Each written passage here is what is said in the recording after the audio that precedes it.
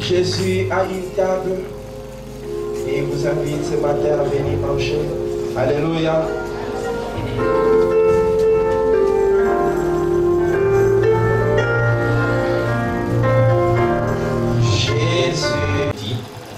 Que Dieu le bénisse aussi richement. Simplement une façon pour moi de dire que j'apprécie ces petites choses que vous faites pour moi.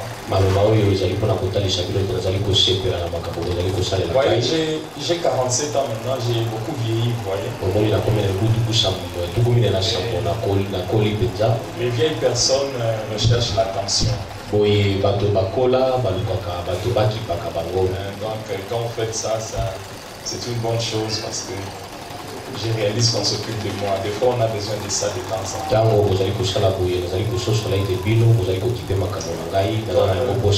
Comme j'ai l'habitude de dire, je donne l'impression de ne pas faire attention aux gens. C'est une impression.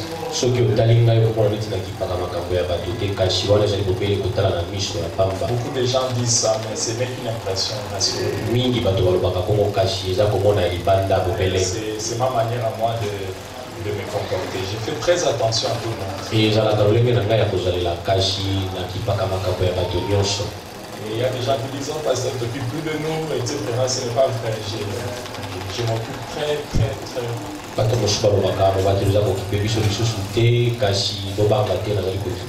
Seulement, je ne suis pas le genre à exprimer mes émotions.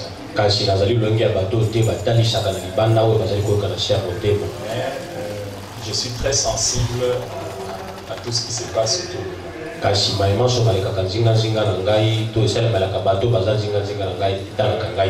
Peut-être même beaucoup plus que vous ne l'imaginez. Et ainsi que le Seigneur vous bénisse richement. Et pour tous les cadeaux que vous m'avez accordés, toutes ces choses-là,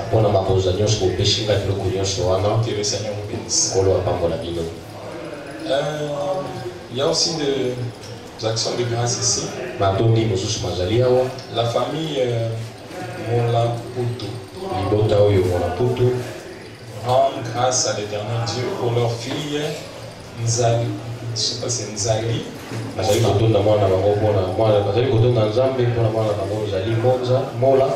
Rebecca. Qui a totalisé en date du 14 janvier 2014 ses 6 ans d'âge. Ainsi, demandons que notre Dieu la protège et l'accompagne durant son séjour sur la terre.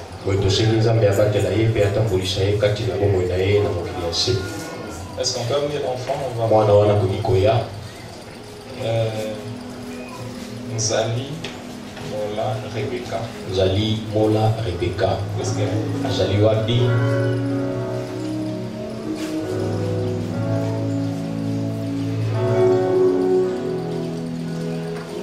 Est-ce qu'on peut acclamer pour eux?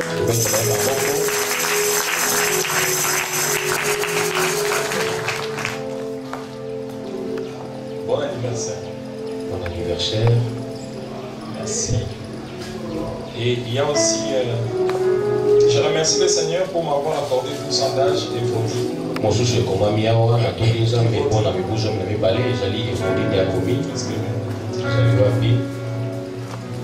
Bon anniversaire. Bon anniversaire.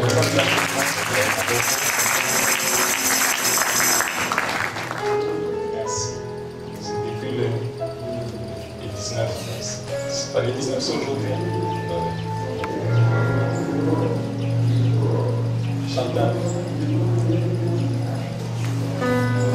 Elle n'a pas écrit. Chantal Fatouma Munanga. Chantal Fatouma Munanga et un comité. Bon anniversaire. Bon anniversaire.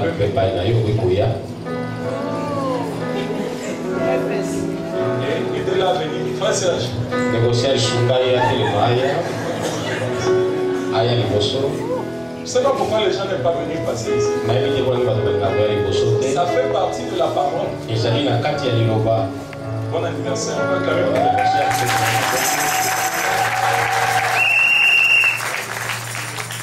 Ma petite soeur.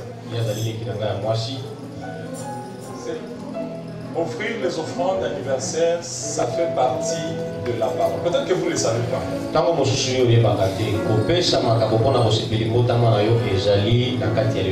Je vois des gens ici des années, ils sont assis, des années. Voyez comment ils risquent de honte. Les croyants du message de Dieu. Qui ont honte d'accomplir la parole. Vous les verrez seulement en train de discuter. Oh, Fabana m'a dit, et ça, ce sont ces petites choses ici que vous négligez. Et pourquoi? Si vous voulez le message, prenez-le totalement. Vous êtes oh non, celle-ci a fait ce qu'il faut. Oh là, ce n'est pas fait contre la parole. Mais ça.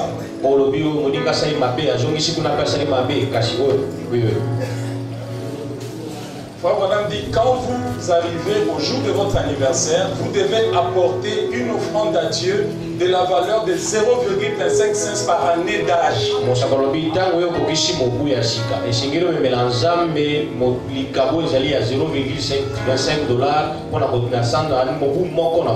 Chaque année que vous avez, vous prenez 0,25, vous multipliez ça.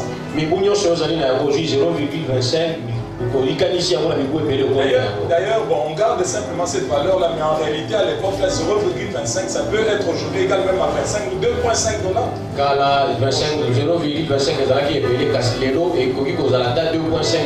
À l'époque de Frère Branham, 25 cents, aujourd'hui, c'est même 25 dollars ou 5 dollars ou 10 dollars. Vous voyez, des fois, des gens, ils mettent l'offrande d'anniversaire 1000 francs. Vous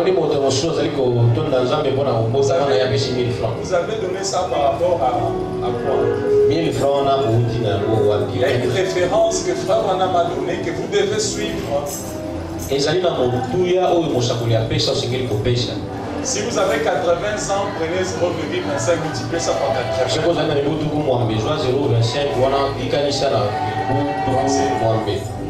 Ça fait partie de la parole. Est-ce que vous me suivez?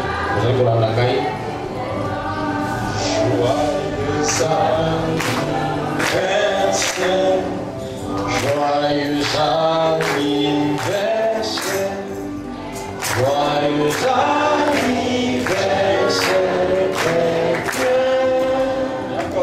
joyeux anniversaire. Il y a encore une autre chose. J'adresse mes remerciements au Seigneur Jésus-Christ. Le Dieu d'Isaac, d'Abraham et d'Abraham. Pour mes 20 ans d'âge. Depuis le 13 janvier passé. Que son nom soit loué. À prière et qu'il m'accorde le désir de mon cœur. Il bénisse mon pasteur de mon église. La sœur Rebecca Mokuna. Sœur Rebecca.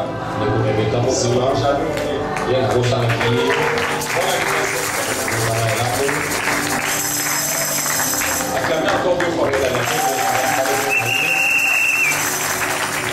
On va chanter encore comme ils sont maintenant au complet. Allons-y tous ensemble. Joyeux anniversaire, joyeux anniversaire, joyeux anniversaire, joyeux anniversaire.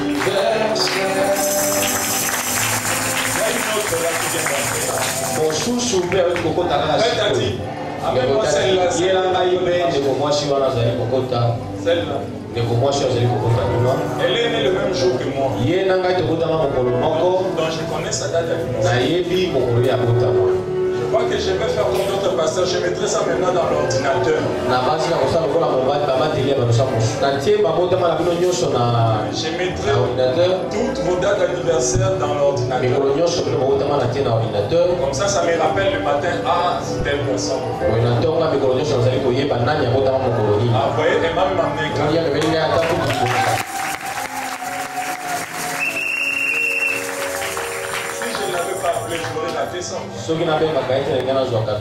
toutes choses concourent au bien de ceux qui aiment.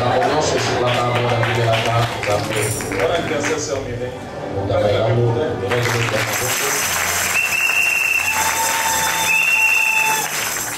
pour chanter maintenant qu'elle est. Tous ensemble. Joyeux anniversaire, joyeux anniversaire, joyeux anniversaire, joyeux anniversaire.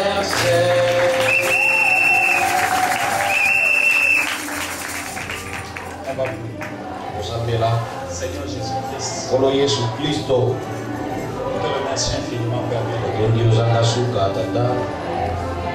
Parce que ce matin, Père, nous sommes venus dans ta présence pour te remercier. Combien tu nous as gardés, combien tu nous as préservés du mal, combien tu nous as guéris de nos maladies. Tu as déversé sur nous ta grâce. Et cette grâce nous a permis d'arriver jusqu'au jour de ce jour. Seigneur, nous te remercions. Merci, Père.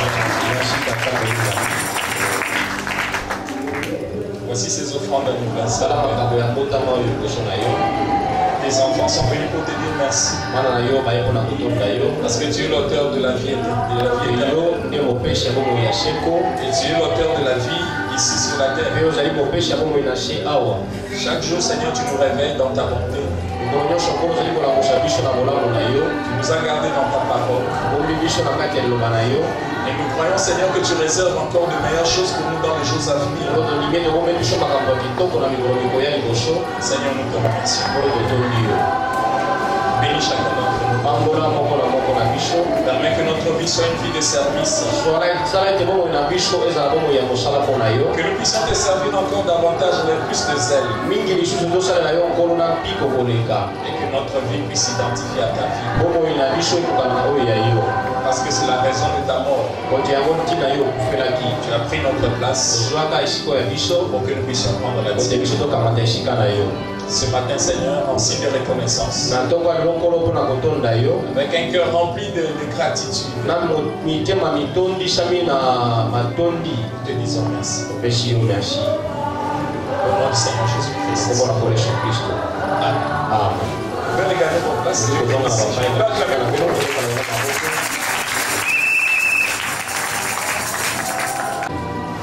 Parce que la Bible dit que quand il ouvrit le 7e sceau, il y eut dans le ciel un silence d'environ une demi-heure.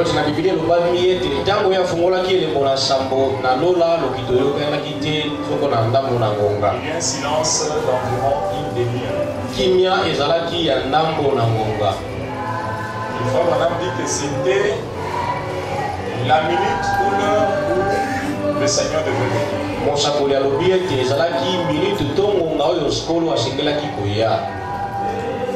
Et le 7e sceau a ramené Christ sur la terre. Des fois, ces choses sont comme des slogans.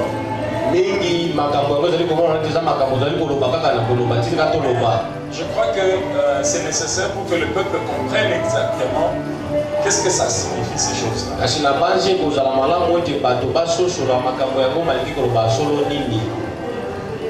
En fait, en réalité, quand Frère Branham dit que le 7e sceau a ramené Christ sur la terre,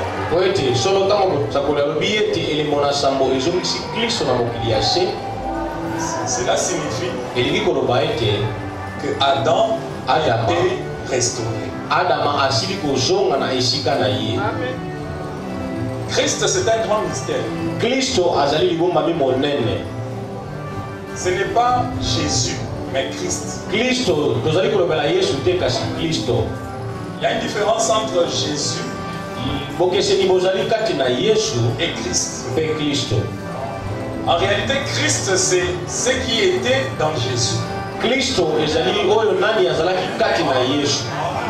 Christ, c'est ce qui était dans Jésus. Mais Jésus est le temple qui contenait Christ. Et Frère Branham montre que Christ, c'est la fontaine de vie, la colonne de feu, la parole.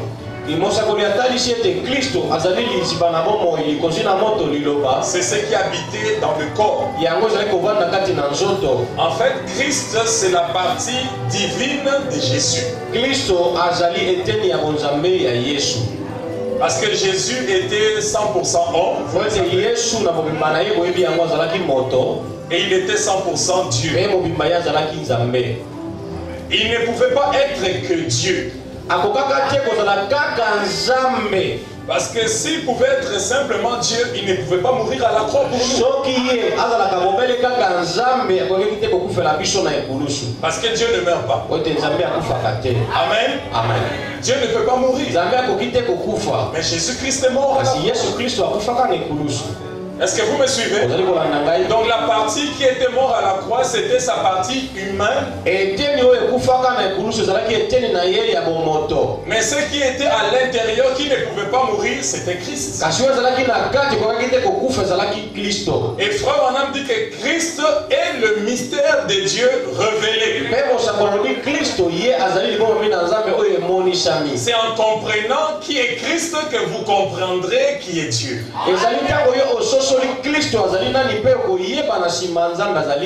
Et Frère Branham a prêché un message qu'il a intitulé Christ identifié comme étant le même au travers des âges.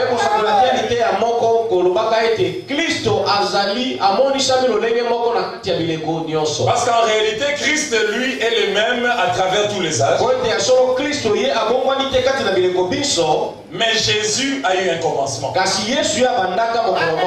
C'est ce que Frère Branham dit. Il dit Jésus a eu un commencement. C'est ainsi qu'il est mort.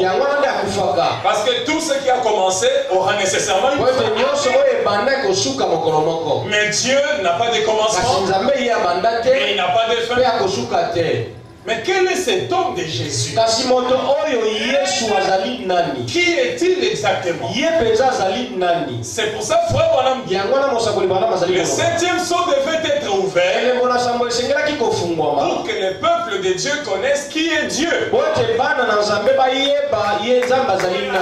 En réalité, quand Adam était sur la terre, Adam était le fils de Dieu. Le fils de Dieu, ce n'est pas Jésus-Christ, c'est Adam. C'est Adam que Dieu avait placé sur la terre comme le fils de Dieu.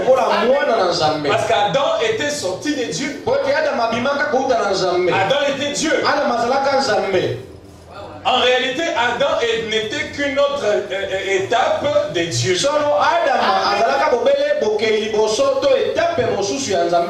C'était Dieu matérialisé. C'était la parole faite chair. Parce que Dieu, l'Esprit, était le Père. La colonne de feu était le Fils. Et Adam, comme on a dit, il était le Saint-Esprit. C'était lui le fils de Dieu. Mais c'est quand Adam est tombé. C'est quand Adam est tombé que Jésus-Christ est apparu. Il est venu pour prendre la place d'Adam. Si vous comprenez jusque-là, dites amen. Il est venu prendre la place d'Adam pour élever Adam. Il ne pouvait pas garder cette place éternellement. Il devait simplement garder cette place-là temporairement. Payer le prix et permettre à Adam de venir récupérer sa position. Et dès qu'Adam reprend sa position, lui quitte cet endroit. En réalité, il remet le pouvoir, il remet l'autorité, il remet la divinité à celui qui en était l'auteur. C'est ainsi que Frère Branham dit, le septième mystère que Dieu va révéler, ce sera celui de Christ. Soit de Dieu, en qui toute la sagesse et la divinité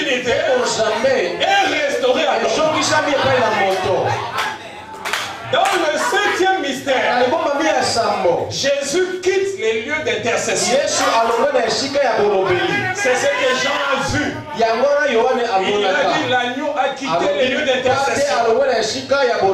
Parce qu'il a gardé cet endroit pour purifier cet endroit jusqu'à ce que l'homme apparaisse. Parce que la perfection de l'évolution de la nouvelle création sera l'homme parfait. Et quand cet homme-là paraîtra, Jésus quitte la place. Et l'homme rentre à sa place. Parce que la place là, c'est la place de l'homme.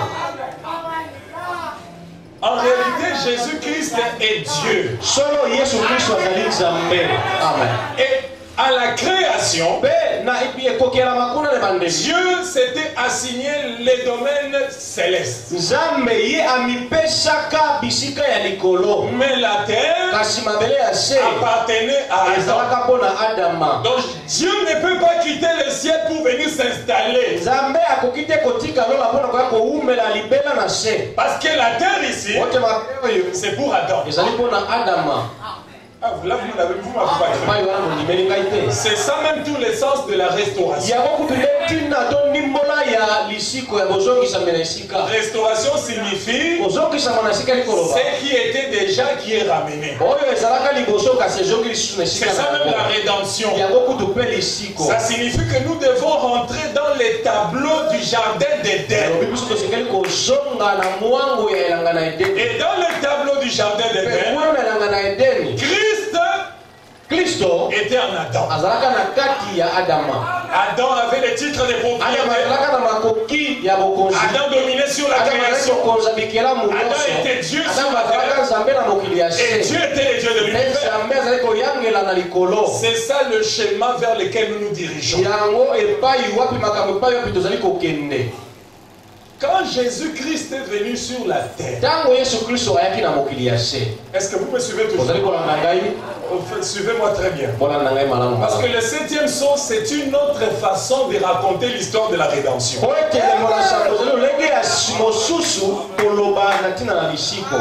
Une autre façon de la raconter. Que vous n'allez pas écouter ça ailleurs. C'est ça même le silence. Cette histoire-là est dans la Bible, mais sous forme codée. Sous forme de symboles, de signes, de paraboles. Quand Jésus-Christ est venu sur la terre, c'était pour montrer à l'humanité qu'est-ce qu'est l'homme. C'est pour ça que Dieu est devenu homme. Parce que après la chute, l'homme n'était plus ce qu'il était. Alors il fallait que Dieu lui-même descende, qu'il se fasse homme, afin de montrer aux hommes qu'est-ce qu'est l'homme. Jésus-Christ, c'est lui l'homme parfait. Le modèle que Dieu a montré à l'humanité pour que les autres suivent son exemple. C'est ainsi que Jésus-Christ parlait. Il était à la fois mâle et femelle. Comme Adam, quand Dieu l'avait créé, Jésus-Christ était tout puissant. Il était double. Il était à la fois esprit et il était à la fois physique. Il était Dieu et il était homme. C'est ça Jésus-Christ. Maintenant, comme je l'ai dit le vendredi, le désir de chaque chrétien, c'est d'être comme Jésus-Christ. Ça ne signifie pas porter la robe. Être comme Jésus-Christ. Ça signifie quoi? Quand vous chantez être comme Jésus, des fois on ne s'arrête pas pour réfléchir. Combien veulent être comme Jésus-Christ? Mais ça signifie quoi? Ça signifie quoi? Porter la robe? boire du vin. Parce que Jésus buvait. Combien le savent? Oui. C'est écrit dans la Bible. Vous voulez boire le vin aussi? Vous voulez faire quoi exactement? Laisser la barbe? Ou dormir dehors sous les arbres? Qu'est-ce que vous voulez faire? Être comme Jésus signifie être à la fois divin et humain.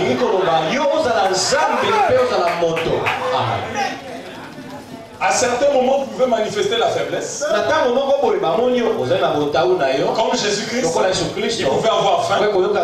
Et à certains moments, manifester la puissance, multiplier le pain. C'est ça être comme Jésus. On ne peut pas être que fort tout en étant dans la chair. À certains moments, on peut déployer l'humanité. À un autre moment, la divinité. C'est ça qu'était Jésus-Christ. Être 100% Dieu. Et 100% homme. Jésus savait qui il était. Il a laissé un modèle pour que les hommes comprennent que c'est ça qu'était Adam. Il pouvait maîtriser la nature. Il pouvait ressusciter les morts. Il pouvait arrêter la tempête. Il pouvait faire tout ce qu'il voulait. Mais tout en restant humain. De sorte que même le diable n'avait pas la capacité de repérer sa divinité. Mais pourtant il était Dieu. Et la Bible dit, Jésus-Christ étant égal à Dieu, Amen. N'a pas trouvé cela comme une chose étrange que d'être comme Dieu. J'ai regardé cette traduction, je ne sais pas comment on l'a traduit. Franchement, la traduction, c'est vraiment un problème. Si vous lisez ce verset-là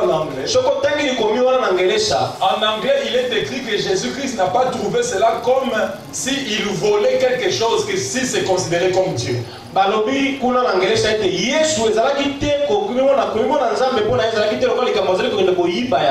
Mais il était Dieu. Donc il n'a pas trouvé ça comme s'il voulait voler ça. Quand vous lisez ça en français, c'est comme si Jésus-Christ n'a pas fait des efforts pour être comme Dieu. C'est pas ça. Si vous comprenez la nuance. En français, il est écrit, il n'a pas trouvé comme une proie à arracher d'être égal à Dieu. Mais en anglais, il dit, il found it robbery to be equal of God.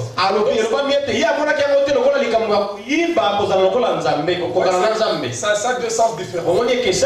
En réalité, Jésus-Christ était Dieu. Il connaissait qui il était. Et quand il marchait sur la terre, il savait qui il était. Et frère Branham dit, il y a quelque chose au sujet de l'homme. Il était Dieu. Non, vous ne vous dites pas Amen. Mettez-moi ça encore, sœur Nathalie. Remettez-moi ça, c'est dans le Messie, paragraphe 32. Vous savez, il y a des choses qu'il faut répéter pour que ça puisse pénétrer.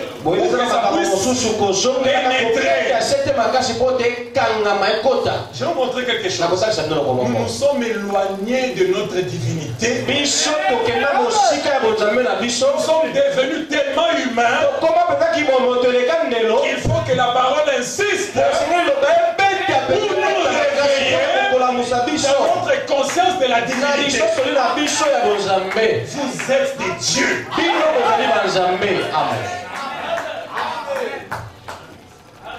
C'est pas moi qui le dis. C'est pas moi là. C'est la Bible qui le dit. Petits enfants, vous êtes des dieux. Frère Branham dit, il dit au paragraphe 32 là, le Messie. C'est 32, n'est-ce pas? Je ne sais pas comment ils ont compris ça. Hein, c'est vers le bas. Faut pas dire. Il y a quelque chose à propos de l'homme. C'est un Dieu. Il fut créé pour être un Dieu. Son but ici sur la terre, c'était d'être un Dieu, d'avoir la domination sur tout ce qui se trouve sur la terre. C'est ça le but. Donc le but de l'homme ici sur la terre, c'est d'être un Dieu. Dites encore amen. D'avoir la domination sur tout ce qui se trouve sur la terre. Même les produits de la terre doivent produire parce que l'homme a la domination sur ce. Si vous avez besoin de quelque chose, la nature va vous obéir. Parce que vous êtes un Dieu sur la terre. Dieu vous a créé pour dominer. C'est ça même votre but. Ce n'est pas d'être ballotté par les circonstances, ballotté par les conditions, ballotté par les cinq sens. Vous êtes un Dieu amateur. Comme je l'ai dit la fois passée, avec ces messages ici entre nos mains, on devrait être beaucoup plus puissant qu'on est ce matin. Nous avons le message entre nos mains, et nous marchons comme des malheureux sur la terre, en train de mendier le pain. Alors que la Bible dit, je n'ai jamais vu le juste abandonné, ni sa postérité. Mais qu'en est-il de nous? Si nous croyons la parole de Dieu jusqu'au bout, je peux mal considérer un Dieu en train de se plaindre, en train de pleurer, en train de se soucier. Vous allez de maison en maison en train de raconter votre malheur. Vous êtes en train de faire réjouir les diables parce qu'il veut que vous soyez malheureux. Mais frère, maintenant vous dites ce matin que le but pour lequel Dieu vous a placé sur la terre, c'est d'être un Dieu. S'il y a la maladie qui visite votre maison, vous avez le pouvoir de la chasser. S'il y a un démon qui entre dans votre maison, parlez à ces démons-là, mettez-les dehors. Si c'est un esprit de famille qui vous dérange, parlez à cet esprit-là, mettez-les dehors. Soyez conscient de votre divinité. Jésus-Christ savait qui il était. Qu'il était Dieu. Et par conséquent, il ne pouvait pas se poser des questions si l'arbre allait sécher ou pas. L'arbre devait sécher parce que lui était le Dieu de l'arbre. Il était Adam. Pour un peu de temps, il a quitté son trône au ciel. Il est devenu homme pour manifester la position d'Adam. Et quand il a terminé, il a dit, je suis venu de Dieu, je rentre à Dieu. Il ne pouvait pas rester ici. Quand il a fini sa mission, il a dit, je suis venu de Dieu, je rentre à Dieu.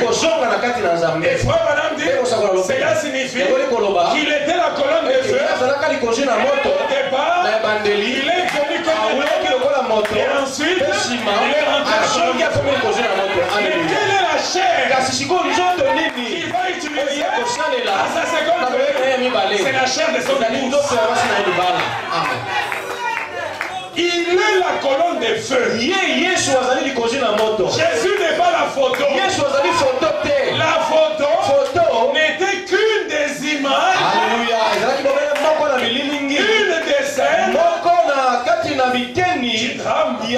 Mais aujourd'hui, il y a une autre image que le même Dieu l'image qu'il utilise maintenant, c'est l'épouse.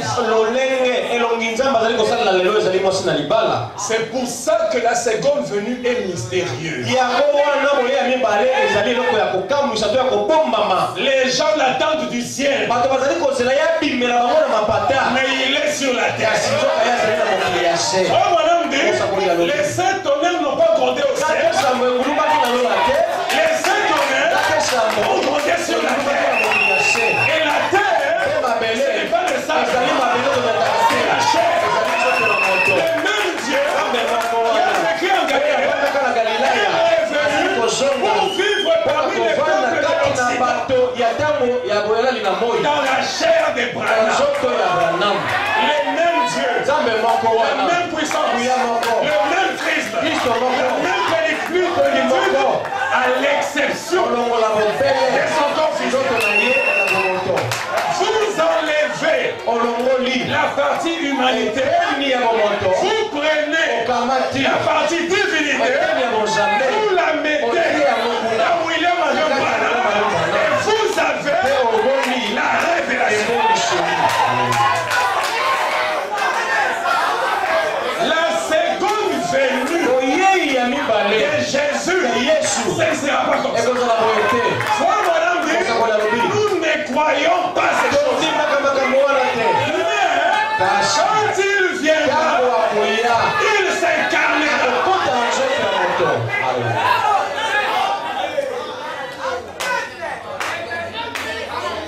Souvent les gens demandent comment cela se fera-t-il que seuls les gens qui croient le message iront dans l'enlèvement? C'est ça la réponse. Parce que l'enlèvement, c'est une révélation. Dieu a caché la chose dans un homme. Il n'est que ceux qui verront l'homme.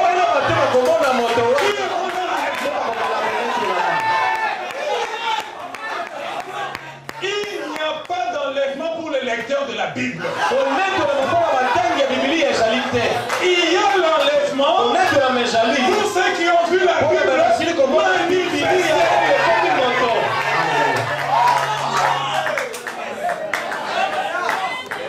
C'est là que toutes les églises sont écartées. C'est là que toutes les religions sont écartées. Le ciel aujourd'hui, Malachi 4. C'est ça la pierre de scandale. Dieu savait que le seul endroit où il peut cacher le ciel, c'est dans un puits.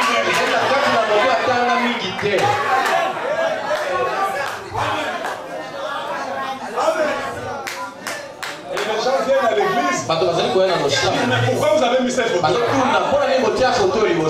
Cette photo ici, c'est l'histoire de la rédemption qui est arrivée à la fin. Jésus savait qui il était. C'est quand vous connaissez qui vous êtes que vous pouvez maintenant produire. Frère Branham dit, la foi parfaite, paragraphe 68. Il dit, alors la seule chose que vous devez faire, c'est d'avoir foi en ce que vous êtes.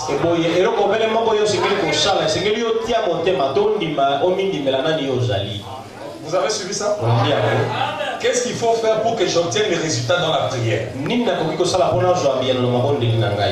Qu'est-ce que je dois faire pour que je sois guéri? Qu'est-ce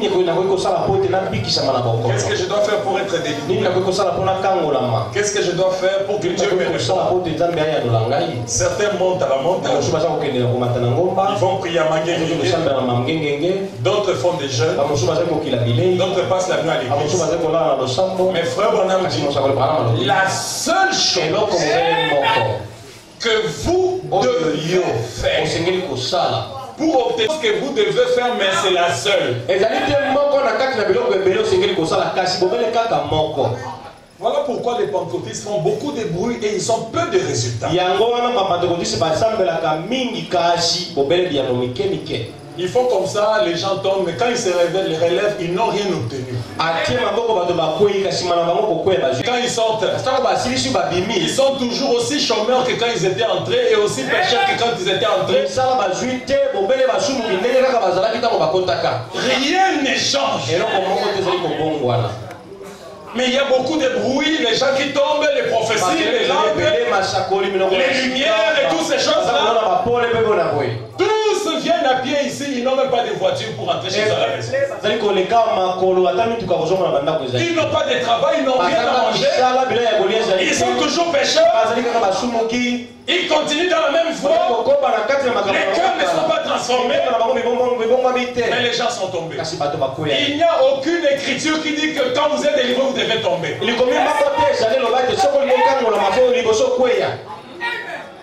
Les gens font beaucoup de bruit, mais pas de résultats.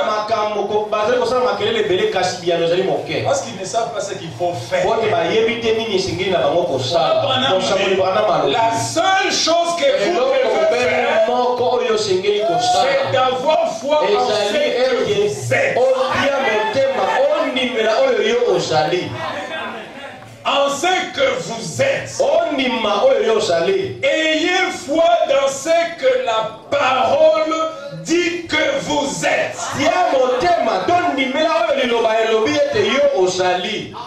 Ayez foi dans ce que la parole dit.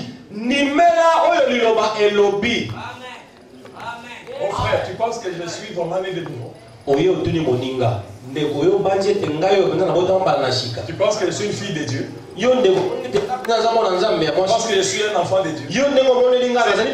C'est comme les gens qui viennent me poser des questions. Tu penses que moi vraiment là je suis un enfant de Dieu? Ma réponse ne changera rien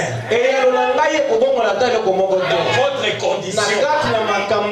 Parce que la parole dit, ayez foi dans ce que la parole dit que vous êtes. Pas ce que le pasteur dit. Pas ce qu'un frère dit que vous êtes.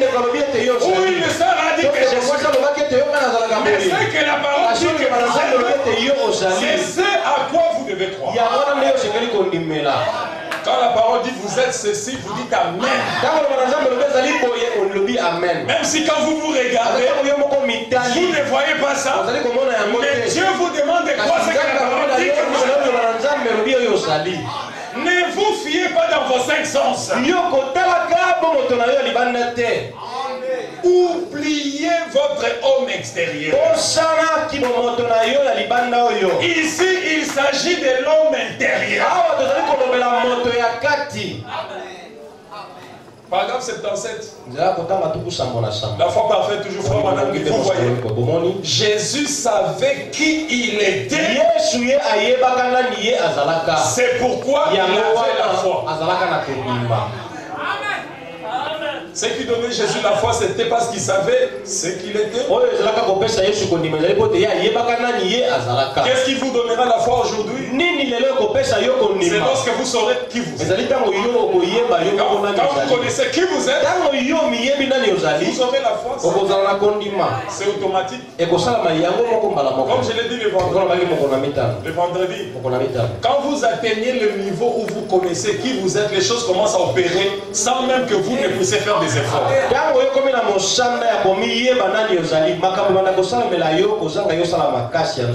Parce que même la nature va reconnaître que vous avez reconnu votre position.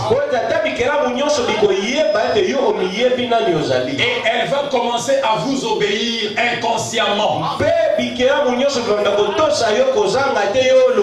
La nature attendait la manifestation du Fils de Dieu. Ceux qui connaissent qu'ils sont fils de Dieu. Et fils de Dieu signifie Dieu lui-même. On voulait tuer Jésus parce qu'il disait qu'il était fils de Dieu. Quand vous connaissez que vous êtes fils de Dieu, vous reprenez votre position sur la terre et toute la nature s'aligne derrière. Les portes commencent à s'ouvrir. Ceux qui étaient restés fermés vont s'ouvrir. Vous commencez à avoir des réponses sans prière. Regardez William Branham. Il recevait des réponses sans prière. Il entre seulement dans une maison. Les malades qui sont dans cette maison-là sont guéris. Et il sort, les gens sont guéris. Même le jour de sa mort, le pavillon où on l'a admis, tous ceux qui étaient dans ces pavillons ont été guéris. Et ils sont sortis. Parce que quand vous atteignez ce niveau, les réponses commencent à venir sans effort. On peut prendre un bébé comme ça malade, et puis il vous remet les. C'est terminé. Il est complètement guéri. Parce que la nature doit reconnaître lorsque vous reprenez votre position. Voici l'origine de vos problèmes. L'ignorance de votre condition. Ce n'est pas les sorciers. Nous les sorciers dans notre famille. Ce discours-là est déjà dépassé par Malachika. Oh, c'est l'oncle, c'est ceci, c'est mon frère, c'est ma soeur, les gouvernements, au Kabila, ceci, qui est à la base de mon malheur, la banque, non, pas du tout. L'origine de vos problèmes, c'est l'ignorance de qui vous êtes.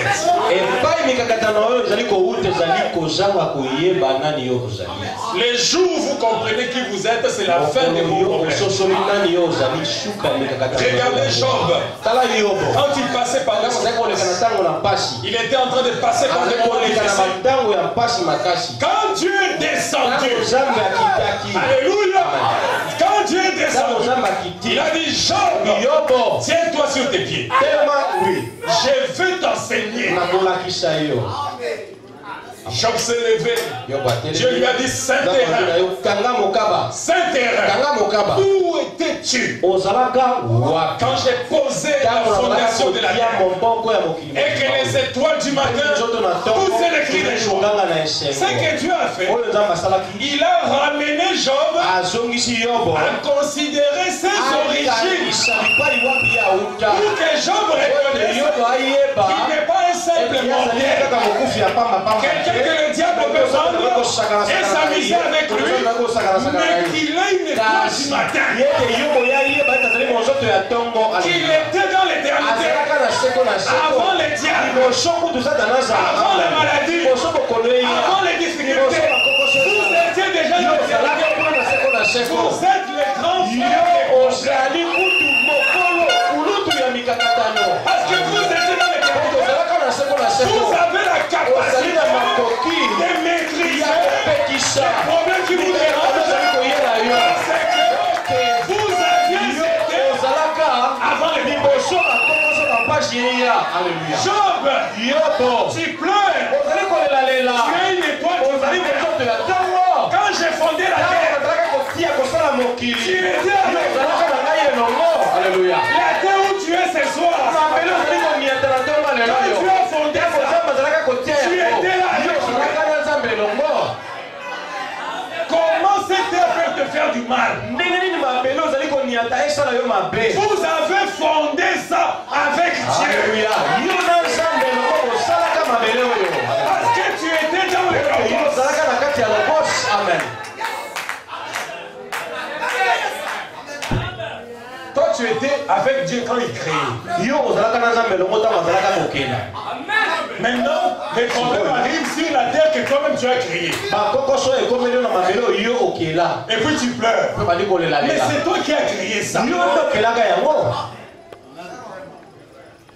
Quand Job a écouté ça, la Bible dit il y a eu des éclairs, il y a eu des tonnerres, et Job s'est relevé. Il a nettoyé ses vêtements. Le temps de pleurs est terminé. Il s'est levé la nuit. Je sais.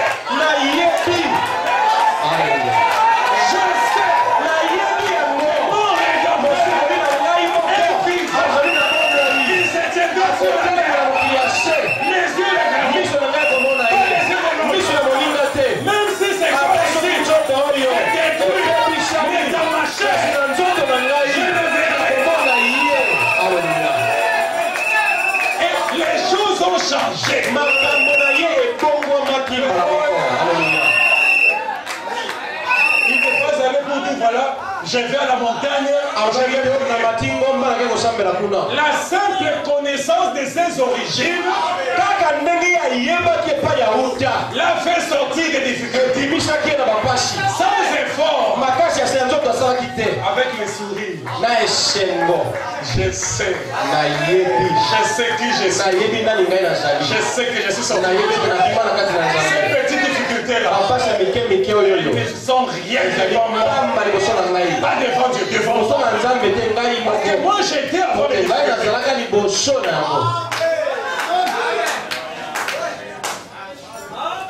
Jésus savait qui il était, c'est pourquoi il avait la foi. La foi peut produire lorsqu'il sut ce qu'il était.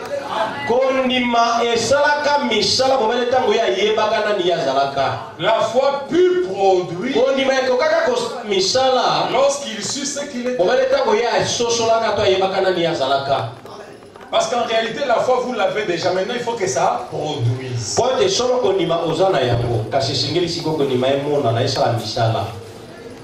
La semaine prochaine, on va entrer maintenant dans vous là pour voir un peu le problème qu'il y a à l'intérieur. Aujourd'hui, je vais simplement vous dire que la foi qui est en vous ne peut produire que lorsque vous savez qui vous êtes.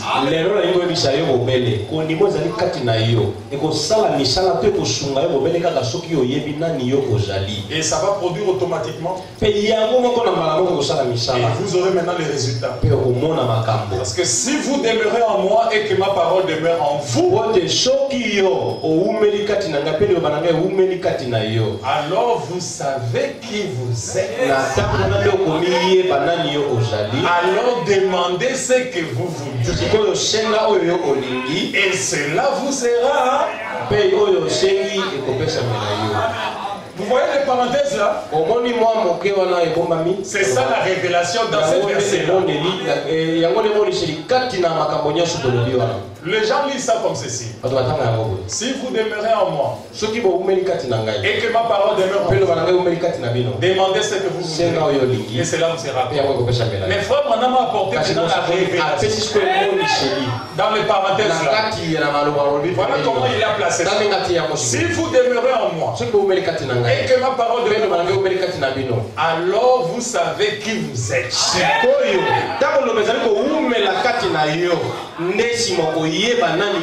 C'est ça la condition maintenant pour demander ce que vous voudrez et cela vous sera.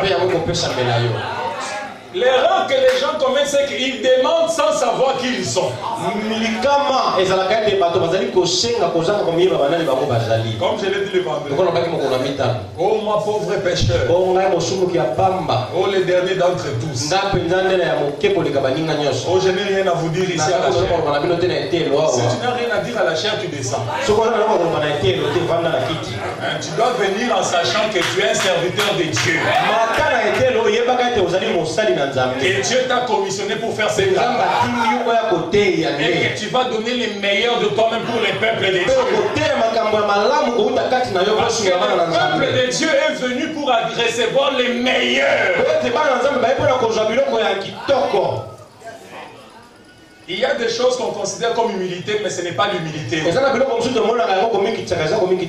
C'est de l'hypocrisie et de la bassesse.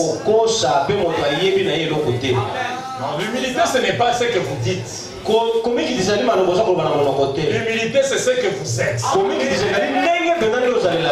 Et vous n'avez pas besoin de le dire. Les gens le verront. Parce que c'est ce que vous êtes. Quand vous le dites, c'est parce que vous ne l'avez pas. Quelqu'un qui est humble ne dit jamais que je suis humble. Vous voyez quelqu'un dit là, oh non, il est là dans l'humilité, essayez de le rencontrer là dehors.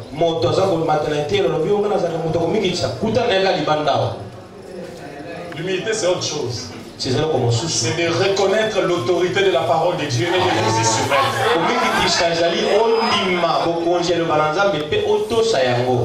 Amen. Si vous demeurez en moi et que ma parole demeure en vous, alors vous savez qui vous êtes. Demandez ce que vous voudrez et cela vous sera accordé. Vous devez savoir qui vous êtes. Est-ce que je suis sauvé? Est-ce que je ne suis pas sauvé? Si tu es encore à ce niveau-là, tu ne recevras rien. Paragraphe 93. Toujours la foi parfaite.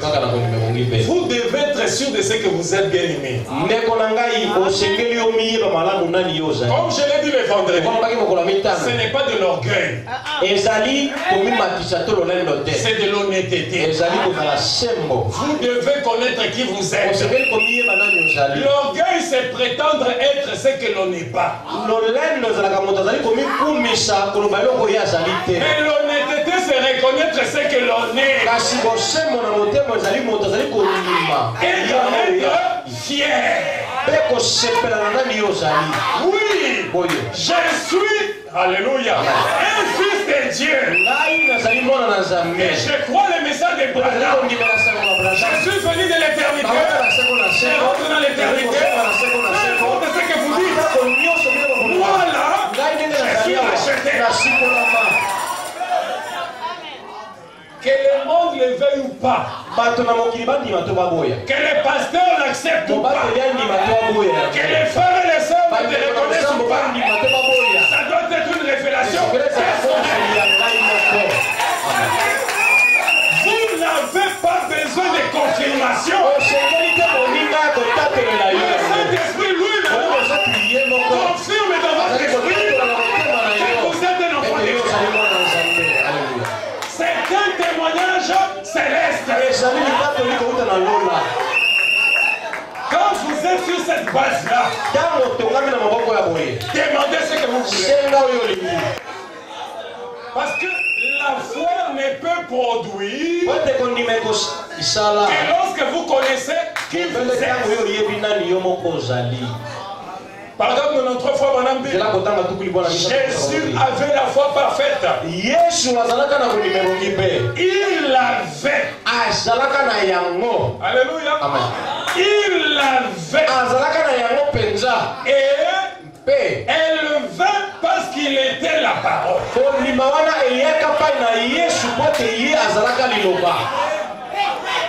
La foi était venue à Jésus-Christ. Parce que Jésus-Christ était la parole. Quand vous êtes la parole, la foi parfaite vient.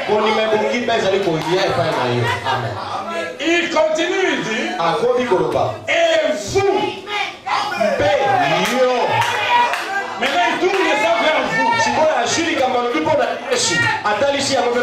Et vous, vous devenez la parole. Vous devenez la parole. Comme vous recevez la parole. Amen. Quand vous recevez la parole, vous devenez la parole. Quand vous devenez la parole, la foi parfaite vient. Alléluia. Parce que souvent on se demande, mais comment j'aurai la foi parfaite? Quand vous devenez la parole. Et comment je vais devenir la parole? Quand vous recevez la parole. Ce n'est que ça, pasteur. Ce n'est que ça. Amen. S'il y avait autre chose, Dieu l'aurait dit.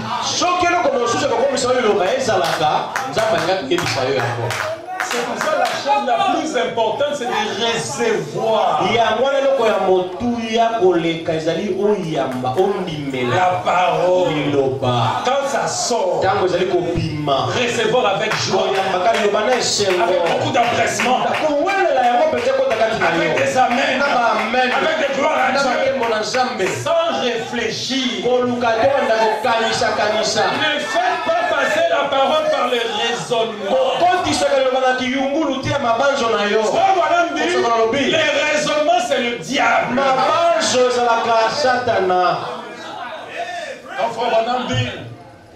L'homme est un Dieu. Vous commencez à raisonner.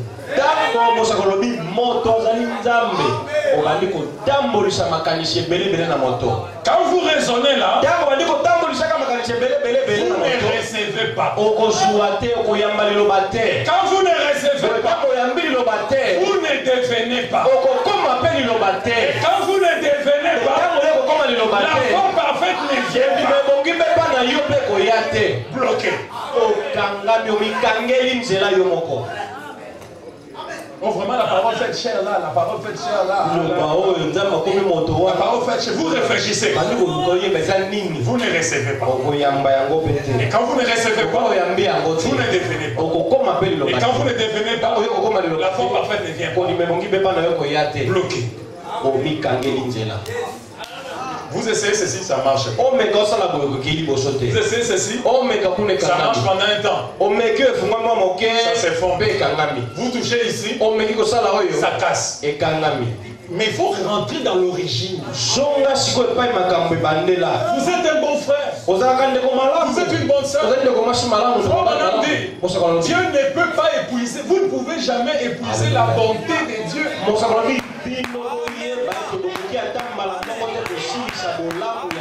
Là où je pense que les pentecôtistes ont failli. Paragraphe 14. Jamais Dieu ne va. Il n'a pas fini. Vous ne pourrez jamais épuiser l'amour et la miséricorde de Dieu envers vous.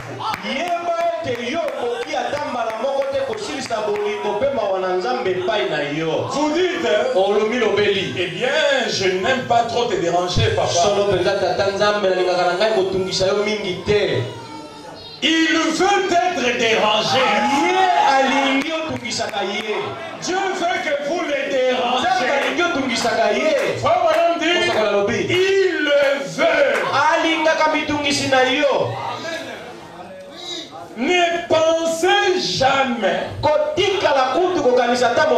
que vous pourriez demander trop à Dieu.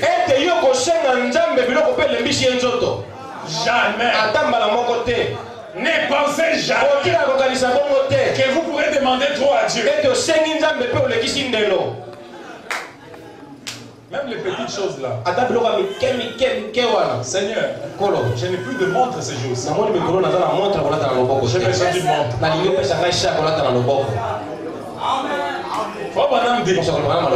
Vous ne pourrez jamais épuiser ce que Dieu possède. Considérez-vous comme un enfant dans la maison. Quand un enfant est dans sa maison, il demande tout à Dieu. Dieu, c'est son Père. J'ai besoin d'une montre. À ce jour aussi, j'ai besoin d'un pantalon, une chemise. Je dois acheter le syllabus à la je dois faire ceci. Les êtres humains, les enfants de Dieu demandent plus aux êtres humains qu'à Dieu lui-même. Oh, j'ai besoin des syllabus, j'ai besoin j'ai besoin des habits, j'ai besoin de la nourriture. Est-ce que tu peux me payer les transports? Toutes ces choses-là, vous les demandez aux êtres humains. Et vous ne les demandez pas à Dieu. Dieu veut être dérangé. Ne pensez jamais que vous pourriez demander trop à Dieu. Je crois que l'Écriture dit, vous ne recevez pas parce que vous ne demandez pas. Amen. Il continue, il dit, et vous ne demandez pas parce que vous ne croyez pas. Amen. Vous ne recevez pas parce que vous ne demandez pas. Et vous ne demandez pas parce que vous ne croyez pas. Il veut que nous demandions. Et que nous croyions. Pour que notre joie soit complète. Il veut que vous demandiez beaucoup. Beaucoup, c'est maintenant en quantité. Dieu veut que vous demandiez beaucoup. Donc depuis le matin ici, vous demandez une chose, vous n'allez jamais épuiser. Au contraire, lui aime ça.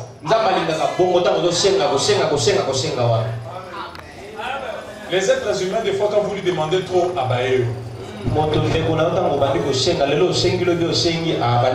c'est ça l'être humain.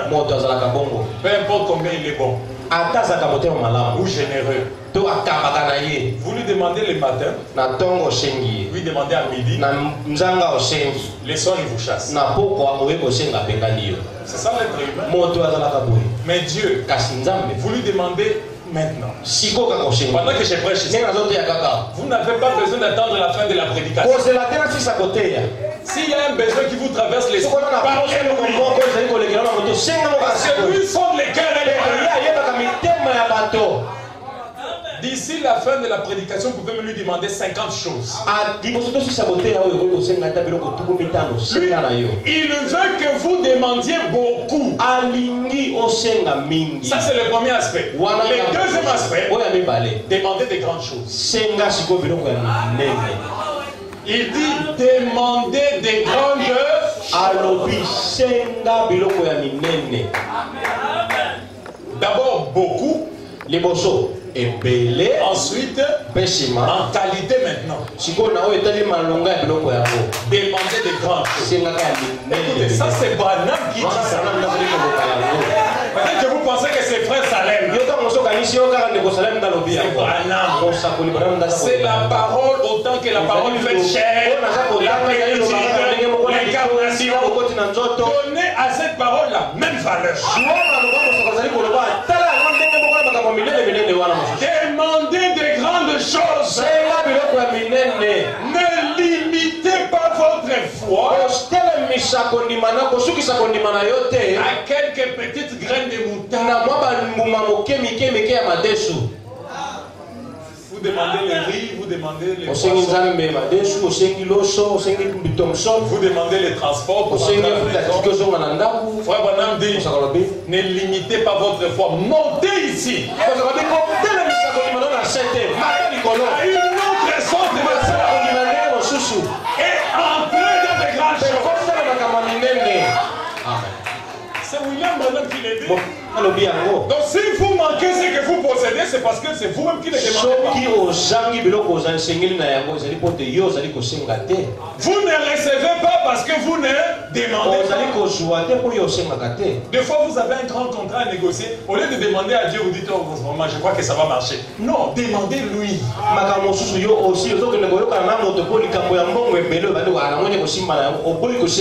Dieu a déjà mis à votre disposition toutes choses, mais il attend à ce que vous demandez.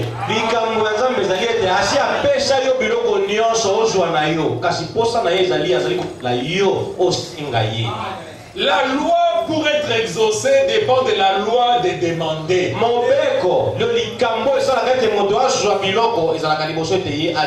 Parce que Dieu a placé l'homme sur la base du libre arbitre. Vous devez exprimer votre propre volonté. Tout est là. Mais vous devez demander pour exercer votre propre volonté. Voulez-vous obtenir cela, oui ou non? C'est ça la propre volonté. La propre volonté est un rideau qui vous sépare de l'exaucement.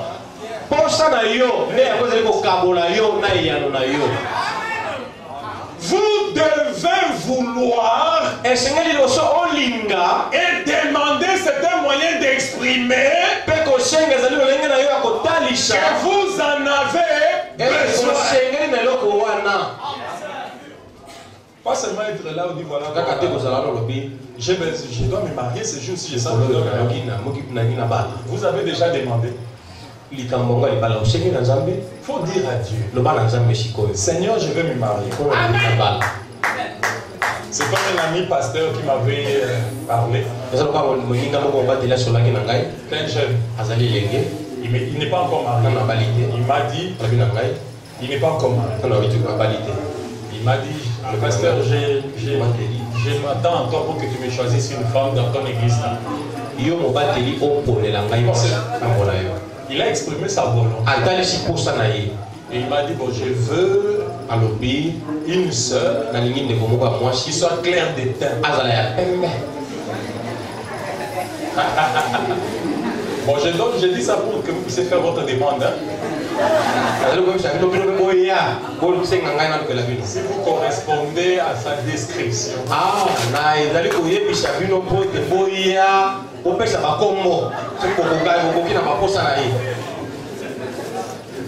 C'est un jeune missionnaire, il est encore beau, élégant.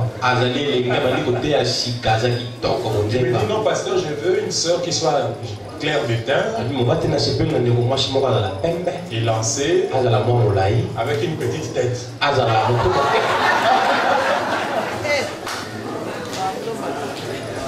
Ouais, elles ont vu parce qu'elles sont toutes disqualifiées.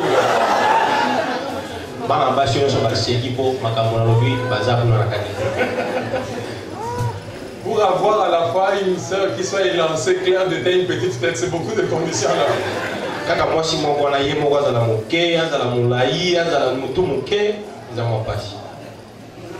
Ouais, il a exprimé sa demande.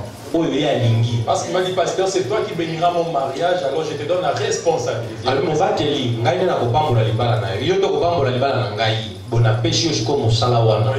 Et c'est une façon d'exprimer. Dieu veut que vous demandez. Ouais, ce qu'il a exprimé là pour moi, il devait le faire chez Dieu. Ce que vous désirez là, ayez le fair play de l'exprimer à Dieu. Je veux une sœur comme ceci, comme ça. Qui aime la parole de Dieu, qui vient à l'église, qui va bien prendre soin de moi, soin de mes enfants, et qui va faire ceci, qui va bien tenir ma maison. Parlez-en à Dieu parce que c'est votre propre volonté. Et demandez des grandes choses. Et montez, parce que les grandes choses sont tout aussi faciles à recevoir que les petites choses.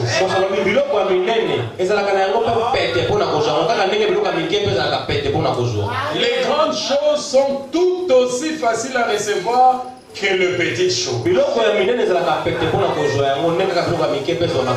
Donc la même foi qui vous donne les petites choses, c'est la même foi qui vous donne les grandes choses.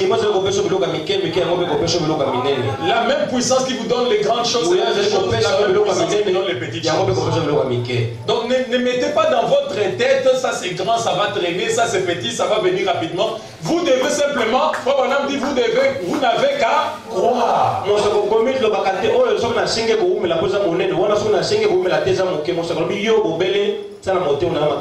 Vous n'avez qu'à croire. C'est tout.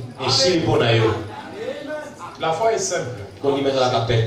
Quand vous demandez, Seigneur, je veux que j'ai toujours l'argent de transport pour venir à l'église, pourquoi vous ne demanderez pas une voiture? Ce serait mieux, n'est-ce pas?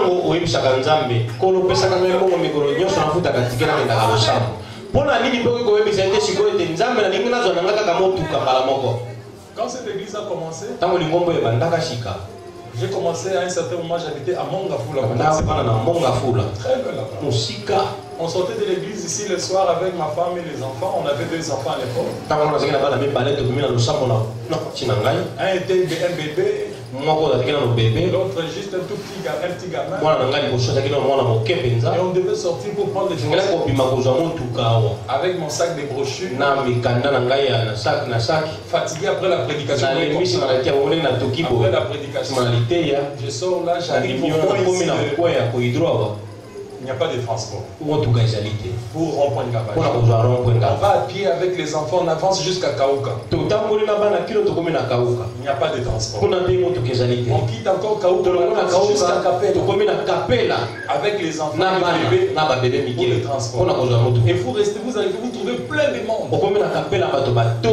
Et les taxibus qui viennent, on ouvre les courbes derrière là. Vous prenez un enfant, vous le jetez là-bas derrière. Vous pensez vraiment que Dieu peut être là et être content d'une scène comme ça?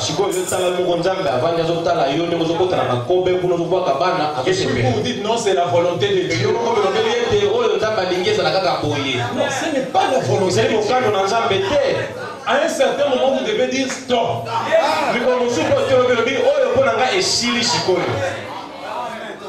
Pour quelle raison vous allez vous exposer comme ça? Vous entrez par là derrière et puis des fois il y a quelqu'un qui est resté. Et puis parfois les autres descendent encore parce que l'un est resté. J'arrive à la maison vers 23h fatigué. Alors je me suis dit, Seigneur, est-ce que j'ai besoin d'une voiture? J'ai besoin d'une voiture. L'église n'était qu'un petit groupe comme ça, qui ne pouvait même pas m'acheter une voiture ni rien de tout. Et comme Dieu fait les choses à sa manière, un jour seulement comme ça, du jour au lendemain, je me réveille un matin, le téléphone sonne. On dit c'est toi, mais c'est un passe aux Nations Unies. Il y a une interview à faire. J'ai fait l'interview. Tu es engagé. Et là, on m'appelle. Signe le contrat. Fais le contrôle médical. Et on m'a envoyé quelque part dans la forêt. J'ai dit à l'église, ça coïncidait avec mon repos. J'ai dit, je vais me reposer pendant 3 mois. Et avec cet argent-là que j'ai eu, quand j'ai démissionné, j'ai acheté ma première voiture. C'était une Mazda. C'était l'accomplissement de la volonté. Parce que les grandes choses sont tout aussi faciles à obtenir que les petites. Et depuis là, je n'ai plus jamais manqué de voiture. D'une voiture à une autre, d'une voiture à une autre. Jusqu'à ce jour, je suis, je ne sais pas, ma 5e voiture.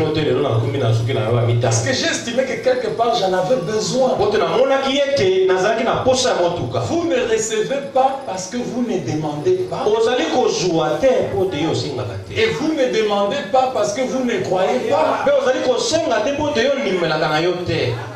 Et vous ne croyez pas que vous pouvez obtenir les grandes choses. Mais vous croyez que vous pouvez trouver l'argent de transport. Il vous faut la foi pour tout ce que vous faites. Il dit même pour vous lever de la chaise sur laquelle vous êtes assis. Il vous faut la foi pour vous lever. Mais prenez cette foi-là que vous avez, que vous allez vous lever. Appliquez cela à ce que vous demandez. Aussi vrai que je me lèverai à la fin de la prédication de ma chaise, j'obtiendrai ce que j'ai demandé à Dieu, parce que c'est la même chose. Ce n'est pas 2 fois différentes. Il s'agit de la même. La foi est simple. Vous n'avez pas besoin de la magie. Oubliez ces choses-là. Vous êtes des fils et des filles de Dieu. Votre bénédiction dépend de la parole. Recevez la parole. Devenez la parole. Et obtenez ce que vous voulez. Amen.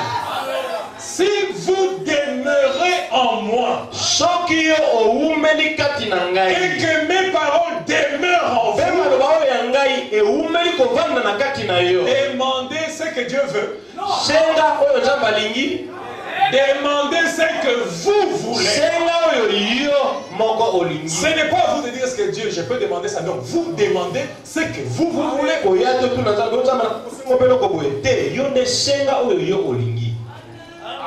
Je pense que ce n'est pas honnête de penser que nous ne devrions pas prêcher ce genre de prédication. Non. L'église devrait avoir tout ce dont elle a besoin. Nous ne devrions pas être dans ces conditions ici en train d'adorer si nous avions demandé les grandes choses. Parce que la force d'une église dépend de ses membres. Nous n'avons pas de quartier général pour nous financer. Tout ce que nous devons faire ici à Hosanna Tabernacle sortira de vous. Et pour ça, vous devez avoir les moyens. Ça ne viendra pas de la Banque mondiale. L'œuvre de Dieu a besoin de moyens que vous possédez. Et moi, ma prière, c'est que Dieu vous bénisse. Et que vous ayez les moyens pour accomplir l'œuvre de Dieu. Je ne demanderai à personne. Jamais. C'est peut-être aussi une question d'éducation, de culture. Je me souviens quand j'étais jeune, mon père a perdu le travail. On habitait la ville, nous nous sommes retrouvés quelque part à Mongafula dans une petite maison. Il n'y avait pas d'électricité, il n'y avait pas d'eau, il n'y avait rien. Mais pendant tout ce temps-là, ce que j'ai retenu de mon père, il m'a appris à ne dépendre de personne. Et dès que je suis ici, je ne dépends de personne. J'ai gardé ces principes même dans les spirituels. Peu importe combien Dieu vous a béni, vous ne me manipulerez jamais. Votre argent, c'est pour vous et pour l'œuvre de Dieu. Ça ne m'influencera jamais dans quoi que ce soit, parce que je suis un fils de Dieu. L'or et l'argent appartiennent à l'Éternel. On pouvait passer 2 jours sans manger à la maison. Je connais la famille. Quand vous me parlez de ce, je connais très bien les difficultés par lesquelles chacun d'entre nous. On pouvait rester 2 jours sans manger. De la position qu'on était. Je ne pouvais même pas m'imaginer que les gens ne mangeaient pas. Mais nous sommes restés chez nous à la maison. Quand il n'y a rien, on reste à la maison. Vous ne trouverez des solutions que lorsque vous êtes contre les murs. Dieu vous répondra lorsque vous êtes poussé à bout. N'ayez pas la tendance de répandre partout votre misère. Entrez dans la chambre et demandez à Dieu. Et votre Dieu qui écoute dans le secret vous répondra publiquement. Un jour j'étais en Afrique d'ici, j'ai rencontré un pasteur de Denver.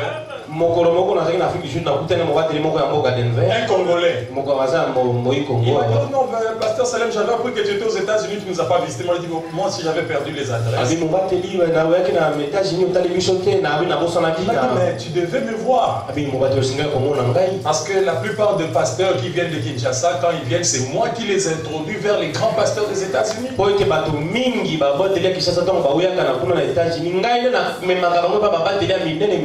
lui ai dit, oui, mais c'est extraordinaire.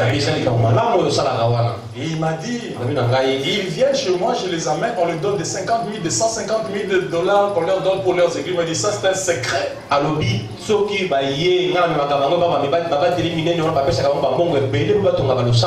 ils rentrent, ils ne vous font pas des rapports, mais il m'a dit, je ne vais pas te citer les noms, mais je peux t'aider si tu le veux. Je peux t'amener chez quelqu'un. Moi je lui ai dit, oui, on veut construire les maisons. Je connais quelqu'un, il peut te donner 150 000 $. Tu viens, tu lui parles, il te donne et puis... Moi, je dis, ah, mais c'est merveilleux ça. J'ai dit, mais alors, quelles sont les conditions? Non, les conditions de cet argent. Il dit non, il n'a rien à remettre, seulement que quand tu vas faire la dédicace, lui viendra inaugurer l'église.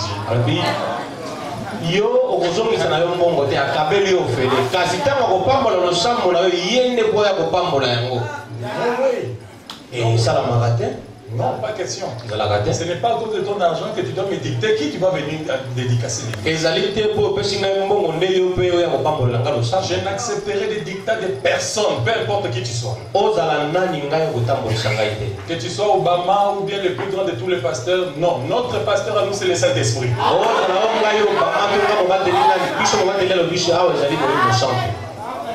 Et moi, quand je lui ai dit cela, dit même moi-même, moi j'ai dit, bon, maintenant toi-même, pourquoi tu ne prends pas aussi cet argent? Je dis, mais toi tu as déjà construit? Non, moi aussi je n'ai pas encore construit. Pourquoi tu ne peux pas prendre? Non, moi je ne veux pas parce que ces gens-là, quand ils vous donnent leur argent, ils veulent vous contrôler. Effectivement, c'est comme ça que ça se passe. C'est comme ça que ça se passe. Demandez à Dieu et obtenez de grandes choses pour que nous soyons indépendants. Pour qu'il n'y ait personne qui vienne nous montrer ce que nous devons prêcher. Montez ici à une autre sorte de foi et entrez dans de grandes choses. Dans des grandes choses. Vous n'avez qu'à croire, c'est tout. Et si vous avez la foi et que vous savez vraiment l'utiliser correctement, ça ira très bien. Vous n'avez qu'à mettre cela à l'œuvre et ça marchera tout seul. Pouvez-vous imaginer, paragraphe 15, pouvez-vous imaginer, parlant d'épuiser l'amour et la puissance de Dieu, et ce qui vous est bénéfique, pouvez-vous imaginer un tout petit poisson d'environ cette longueur au milieu de l'océan, se disant, eh bien, attendez une minute, je ferais mieux de faire attention, je ferais mieux de boire modérément, c'est tout, parce que je pourrais en manquer un jour. Un petit poisson à peu près cette dimension, là au milieu de l'océan, cela pourrait se faire facilement, plus facilement que vous ne pourrez demander trop à Dieu. Il est la fontaine intarissable de vie. Quoi que vous désiriez, demandez-le-lui et croyez cela. Il a pourvu à cela dans les bénédictions. bénédiction rédemptrice. Lorsqu'il mourut au calvaire, il vous a promis tout ce dont vous avez besoin pendant votre voyage. Et c'est pour vous. Si vous les demandez et les voyez. Amen. Tout ce dont vous avez besoin pendant votre voyage, il vous a promis. Et c'est pour vous. Si vous les demandez et vous les croyez, la chose est déjà à vous. Et vous devez faire deux choses. Première chose, demander. Deuxième chose, croire. C'est juste. Il n'a pas quelque chose que lui va prendre au ciel. Il vient avec. Dieu, nous voulons avoir une église. Alors il prend une église au ciel. Il descend avec. Non. Frère Bonham dit, ces choses-là sont déjà là. Comme l'église qu'on veut construire, elle est déjà là. Dans une autre dimension. Mais elle est déjà là. Terminée, achevée. La foi l'amène de la dimension invisible vers la dimension visible. La femme que vous cherchez, l'homme que vous cherchez est déjà là. Dans une dimension invisible. L'enfant que vous cherchez est déjà là. Dans une dimension invisible. Vous devez croire pour la prendre cela de l'invisible vers le visible. Je vais vous montrer fort Bonham. Quoi que ce soit que vous demandez, si vous pouvez le voir, cela vous appartient. Alléluia. Comme sont déjà là. Si votre vision intérieure peut voir quelque chose que Dieu vous a déjà donné, cela vous sera donné. Tout ce que vous avez à faire, c'est de le demander et le croire. C'est juste. Et vous aurez ça. Un poisson dans l'océan qui se demande est-ce que je pourrais vraiment épuiser cette eau ici. Okay. Non, ce n'est pas possible. Gloire à Dieu. C'est pour ça, frère Bonham, aujourd'hui, je voulais vraiment répondre un peu pour tous ceux qui ne viennent pas pendant la semaine. Il y a beaucoup qui ne viennent pas pendant la semaine. Et il manque beaucoup de bonnes choses. C'est le dimanche qu'on a beaucoup de bonnes choses. Et le mercredi et vendredi. Le dimanche, généralement, le service est un peu plus lourd. Parce qu'il y a des gens qui viennent par principe. Mais le mercredi et le vendredi, les gens viennent par devoir, par amour. Et ils ont le sacrifice, ils viennent pour écouter la parole, ils sont bien disposés. Beaucoup de ceux qui viennent dimanche ici, ce sont des gens qui viennent pour qu'on voit qu'il est venu avec nous. Et ça alourdit le service. Mais je dois quand même remettre certaines choses pour que nous soyons ensemble. Je n'arrêterai pas cette série de réunions sans que j'ai senti l'effet. Je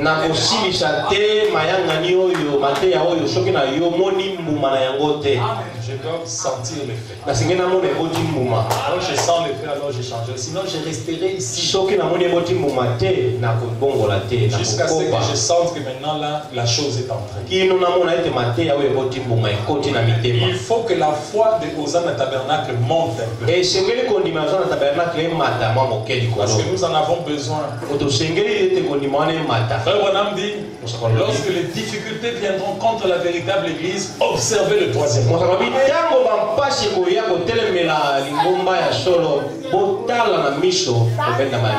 Observez le troisième. C'est pour ça que je prêche ici, pour que vous puissiez observer le troisième.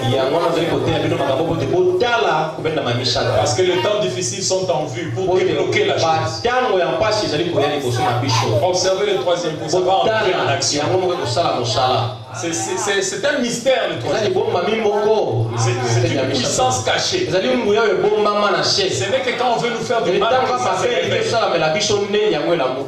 C'est ça le troisième point. Ça dort. Mais si vous voulez faire du mal, ça se réveille. Et ça se réveille et puis ça réagit. C'est pour ça que Frère Branham dit, quand on commencera à nous maltraiter, à boycotter la véritable église, on va commencer à les opprimer, la chose va s'élever. Parce qu'elle est là. Branham dit aussi sûr que je vous parle ce matin, le troisième pour les disciples. Mais il ne sera pas utilisé dans sa présence. Mais sa présence a été confirmée. Il est ici. Combien comprennent ça? C'est une puissance. C'est une force. Mais qui est cachée. Quand on veut attaquer un enfant de Dieu, ça se réveille. Parce que l'homme est omnipotent. Amen. Amen. Qui vous êtes? Je voulais juste un peu rappeler ça. Parce que le secret pour que la foi produise, c'est de savoir qui vous êtes. Je vous ai montré, Frère Branham dit que l'homme est un Dieu. Deuxièmement, dans la vision de Patmos, paragraphe 264, l'homme est omnipotent. Omnipotent, tout puissant. Tel que vous êtes assis là, vous êtes tout puissant. Frère Branham dit, vous ne croyez pas cela, mais il est. Un homme qui est totalement soumis à Dieu et omnipotent. N'a-t-il pas dit dans Marc 11, quoi que vous demandiez, si vous ne doutez pas dans votre cœur, cela arrivera. Vous obtiendrez ce que vous avez demandé. Amen. Si vous ne doutez pas dans votre cœur, j'ai trouvé une autre catégorie de gens, ils ont des cœurs qui les culpabilisent. C'est surtout la catégorie des légalistes, des fondamentalistes. Ils ont souvent le cœur qui les culpabilise.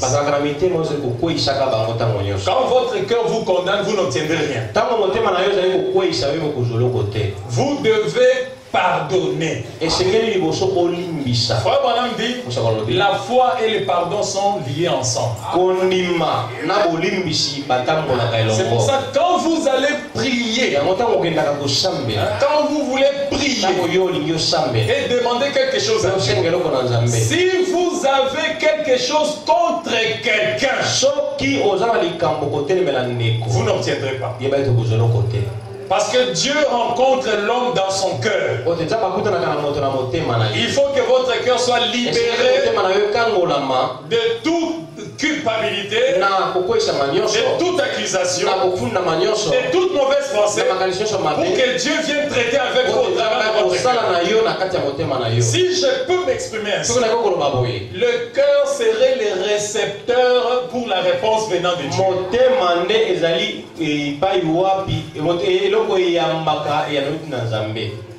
Quand vous priez, d'ailleurs, pourquoi ça devrait attendre jusqu'à ce que vous priez? Vous ne devriez avoir des problèmes contre personne. Parce que la Bible dit, ne devez rien à personne. Normalement, un chrétien ne devrait avoir des problèmes avec personne. Mais si jamais il vous arrive d'avoir un problème contre quelqu'un et que vous n'avez pas pardonné et mis cela en ordre, cela bloque votre foi. Le canal par lequel l'Esprit de Dieu devrait passer pour vous répondre est bouché. Les gens qui ont des problèmes avec les gens, ce sont des gens qui ont aussi des problèmes avec eux-mêmes.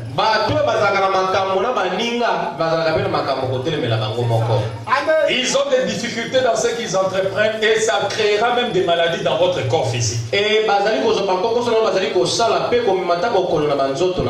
y a des maladies que vous développez dans vos corps parce que vous avez des problèmes dans votre esprit. Et même la médecine a découvert qu'il y a une relation entre l'esprit et le corps.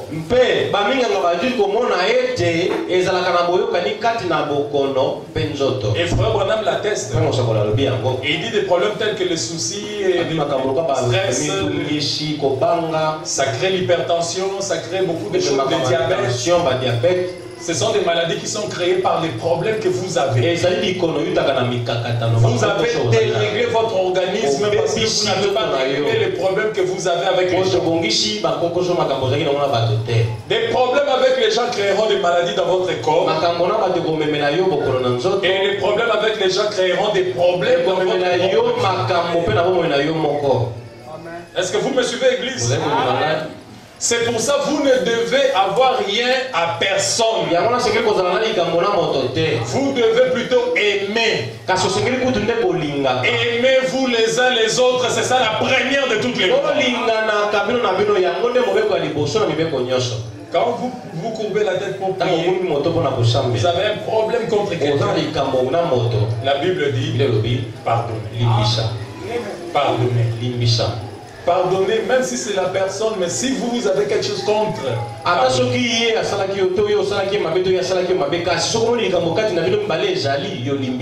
Pardonnez. Parce que le pardon libère. C'est vous qui avez le problème contre quelqu'un. Vous portez un fardeau inutilement.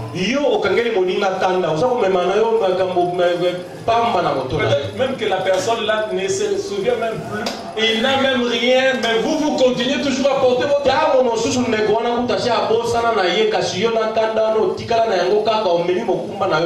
Et ce que vous portez là va commencer à agir sur votre organisme et à créer des maladies. Et vous allez chercher les sorciers. Et ce n'est pas des sorciers, c'est vous-même. Le pardon libère. La foi est basée sur le pardon. C'est quand vous pardonnez que vous vous libérez.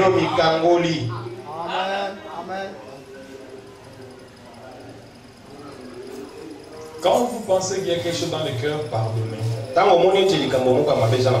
Parce que vous devez libérer votre cœur. Normalement, vous ne devriez avoir des problèmes avec personne. Comme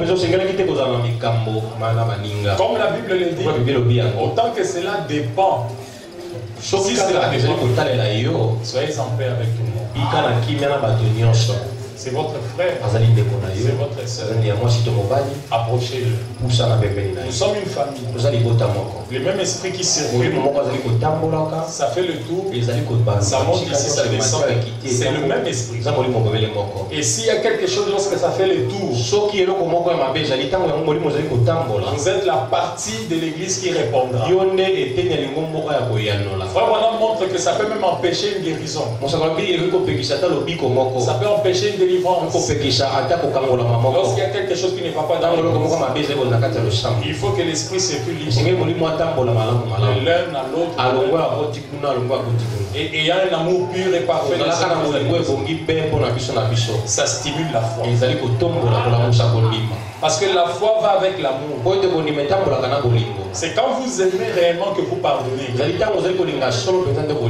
Et vous ne pouvez pardonner que lorsque vous découvrez que c'est votre frère. Il peut lui arriver de faire ce qui n'est pas correct. Il peut vous parler mal. Mais après tout, c'est votre frère. Et vous allez le supporter. Usez de patience vis-à-vis de vous.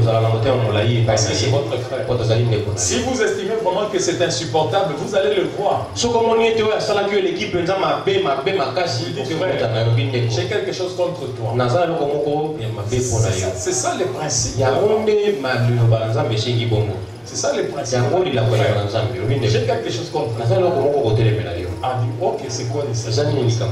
Tel jour tu as fait ça, ça, ça. Tu avais dit telle chose, qui ne m'avait pas plu. Et je suis venu pour te le dire parce que je sens dans mon cœur que je ne saurais pas les porter pendant mon temps. Je veux me réconcilier. Ce sont des principes que Frère Branham m'a donnés. Il faut parler avec lui. La meilleure chose à faire, lorsque quelqu'un fait quelque chose qui n'est pas mal, qui n'est pas bien, qui ne t'a pas plu, moi j'ai toujours utilisé ça, ça marche. Je préfère réagir immédiatement. Je te parle. Au lieu d'aller en parler à quelqu'un, comme certaines personnes font. On te fait quelque chose, tu vas ailleurs. Et tu en parles. Mais la personne qui t'a fait ça, c'est à elle que tu devais parler. Et ne pas répandre les poisons sur les autres qui ne sont même pas au courant. Souvent on me reproche d'être direct, mais ça aide. Tu sors du chemin, je te le dis immédiatement. Immédiatement. Et quand je dis ça, c'est clôturé. Je ne garde pas ça parce que j'estime que c'est un poids inutile que je le dépose immédiatement. Je dis, frère Div, je ne suis pas content de toi. Ce que tu as fait là ne m'a pas plu. Qu'est-ce que j'ai fait passer? Ça. Et puis on dégage la chose. La prochaine fois quand je le verrai, je les salue. Mon esprit quittera et entrera en nous. J'ai pas de problème. Mais quand vous gardez des choses contre quelqu'un, quand vous les saluez, vous ne pouvez plus comprendre. Vous avez coupé le courant. Et le Saint-Esprit n'apprécie pas cela. Vous devez vous réconcilier pour qu'il puisse continuer à passer entre vous. Quand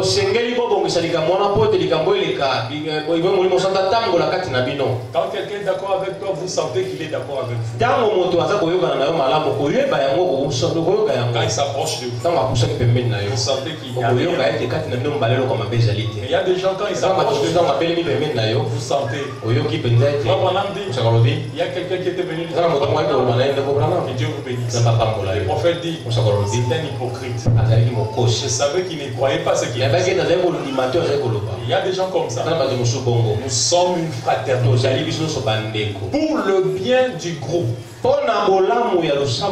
et pour le bien individuel de chacun d'entre nous. Nous devons garder notre cœur pur. S'il y a un problème, approchez directement la personne qui est concernée. Libérez-vous de ça. Non, ça, je veux libérer ça. Et puis vous mettez ça en ordre. Et quand vous irez prier, vous allez sentir que la foi s'élève librement. Et vous obtiendrez ce que vous voulez. Vous avez saisi ça, église? Il ne suffit pas de demander. Il ne faut pas que votre cœur doute. Si vous ne doutez pas dans votre cœur, cela arrivera. Mais si vous doutez, cela n'arrivera pas. On va en parler mercredi. Je vais maintenant entrer un peu dans l'intérieur. Parce qu'il y a des blocages qui vous arrivent, qui ont leur origine dans votre intérieur. Chez Dieu, il n'y a pas de problème. Dieu, non, il n'y a pas de problème. Ce que vous lui demandez là, il a donné depuis le premier jour quand vous avez prié. Depuis le premier jour, il avait déjà donné ça. Le problème c'est vous. C'est vous qui êtes. Et on va un peu essayer de focaliser ça. Voir ce que le prophète parle de comment on peut débloquer l'intérieur pour permettre maintenant à la chose de se matérialiser selon la loi de la foi. Que le Seigneur vous bénisse.